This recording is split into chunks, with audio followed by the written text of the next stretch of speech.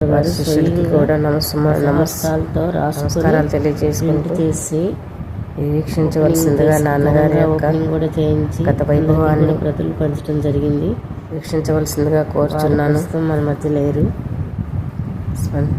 ఎవరైనా సరే వారి శిష్యులకు అభినందిస్తారని ఆశిస్తున్నాను. నా ప్రయత్నానికి ఏపీ ఫౌండర్ అంతా ప్రెసిడెంట్ ఊరట కలిగిస్తారని ఫౌండర్ ప్రెసిడెంట్.